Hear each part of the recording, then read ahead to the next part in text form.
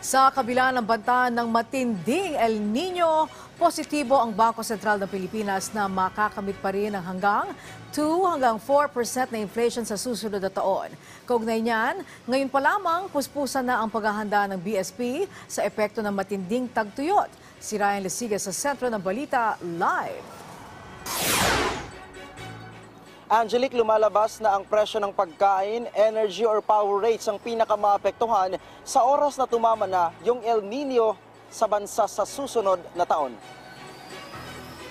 Pero sa kabila nito, Angelique, tiwala ang Bangko Sentral ng Pilipinas o BSP na maabot pa rin ang target na 2 hanggang 4% na inflation rate ng bansa sa susunod na taon o sa 2024.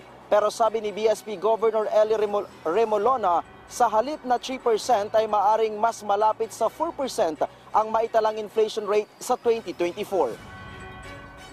In our analysis, first quarter might be bad, no? The first quarter of 2024 might be bad. Q2, maybe.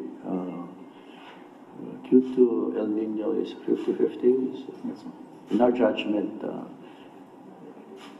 Q1 is likely, Q2 more like 50-50.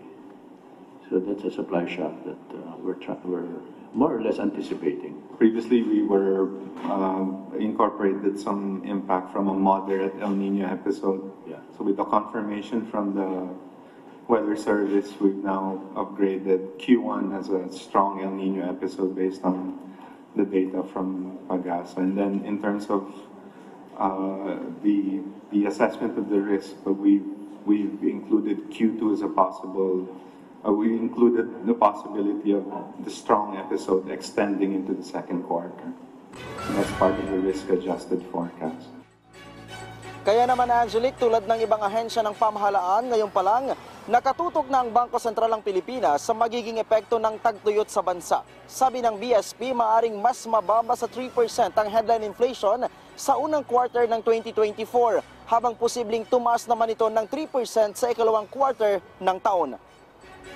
In terms of the El Nino impact, we model it as an impact through food prices and also energy or power rates.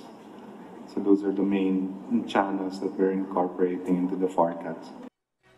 Una dito, Angelique, iba't ibang paghahanda na yung pinapatupad ng administrasyon ni Pangulong Ferdinand Marcos Jr. para maibsan ang matinding epekto ng tagtuyot. Sa katunayan, pinatatapos ng Pangulo hanggang sa Abril ng susunod na taon sa NIA at sa DA ang lahat ng water-related projects para matiyak ang supply ng tubig sa mga sakahan.